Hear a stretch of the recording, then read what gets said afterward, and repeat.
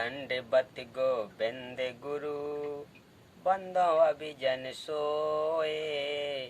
पहले भये प्रणाम तिन, नमो जो आगे होए।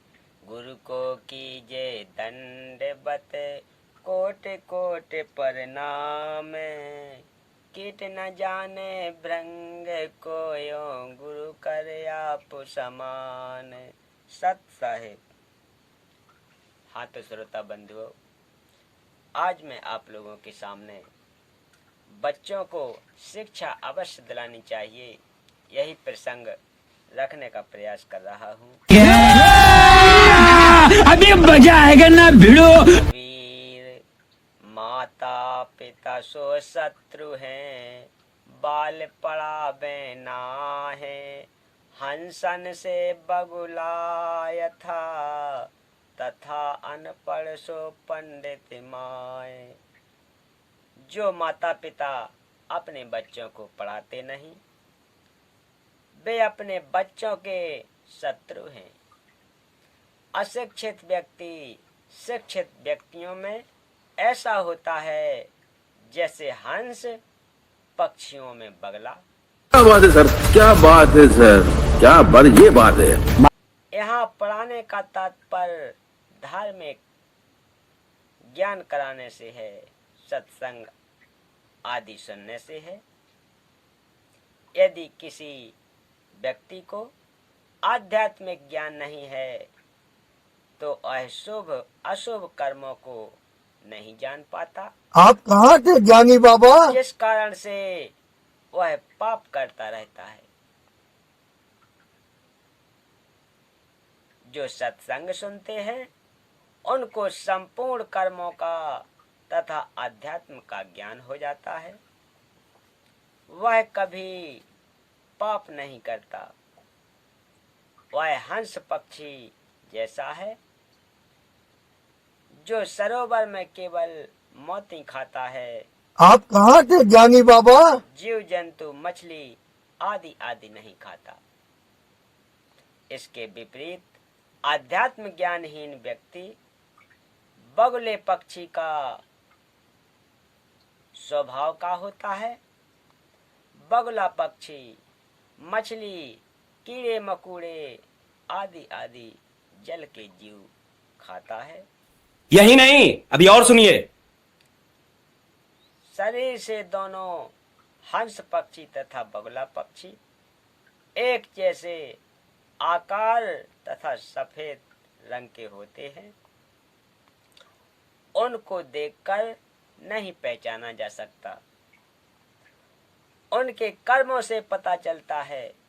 इसी प्रकार तत्व ज्ञान युक्त व्यक्ति शुभ कर्मों से तथा तत्व ज्ञानहीन व्यक्ति अशुभ कर्मों से पहचाना जाता है। कबीर पहले अपने धर्म के, भली भांति सिखलाए। अन्य धर्म की सीख सुन, भटक बाल बुद्धि जाए। बच्चों को या परिवार के अन्य सदस्यों को पहले अपने धर्म का ज्ञान पूर्ण रूप से कराना चाहिए।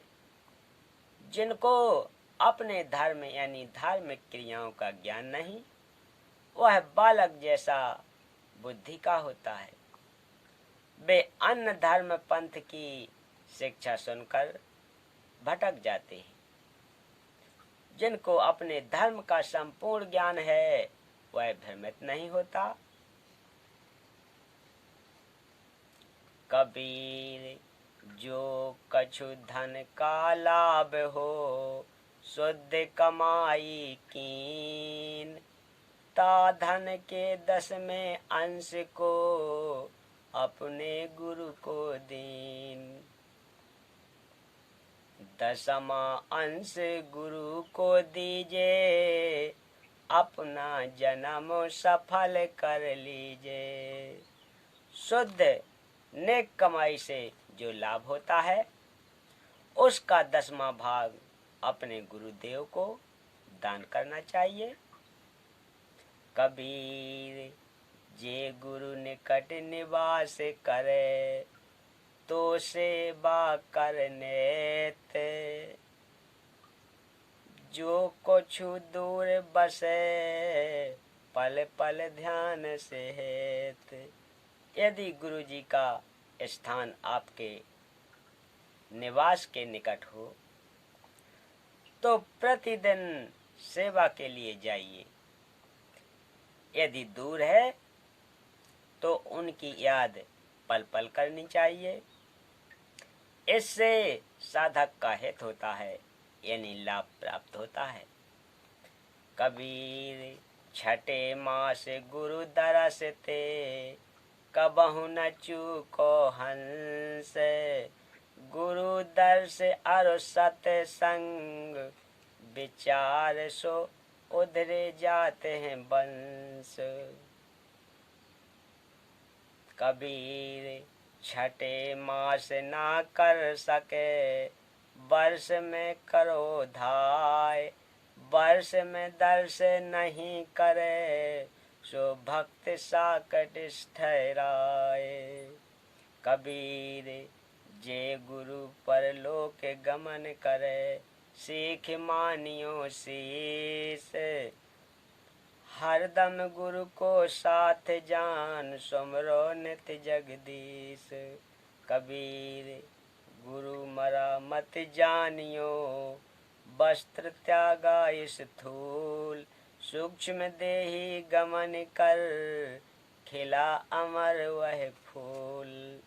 कबीर सत्यलोक में बैठी कर, गुरु निरखे तोय। गुरु तजना और न मानियो, आध्यात्म हानि होय। कबीर गुरु के शिष्य की, जगदीश करे सहाय। नाम जपे अर दान धर्म में, कबहु न अलसाए। कबीर जैसे रवि आकाश से, सबके साथ रहाए। उष्णता और प्रकाश को, दूर ही ते पहुँचाए। कबीर ऐसे गुरु जहाँ बसे, सब यही नहीं, अभी और सुनिए। गुरु समीप जान कर, सकल विकार करत लजा। गुरु जी के दर्शन छठे महीने अवश्य करें।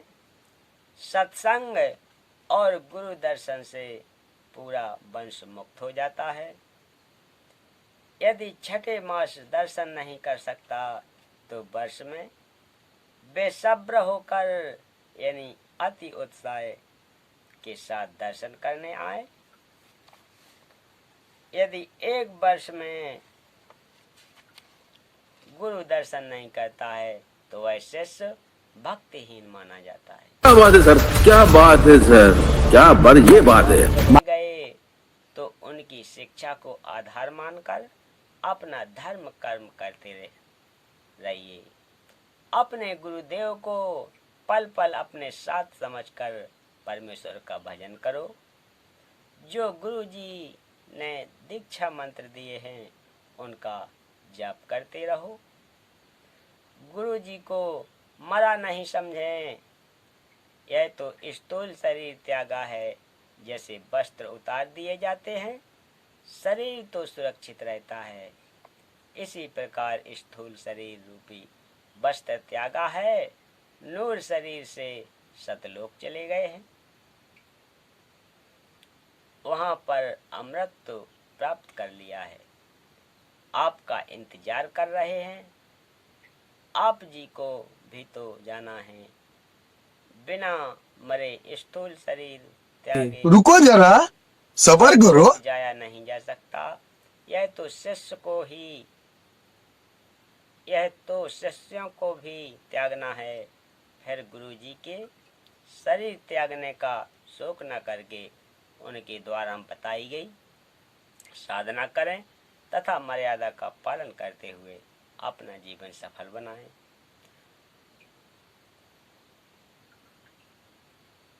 गुरुदेव सतलोक में बैठकर आपको देख रहा होता है। गुरु जी के संसार छोड़ जाने के पश्चात अन्य को गुरु रूप में नहीं देखना, नहीं तो भक्ति की हानि हो जाएगी।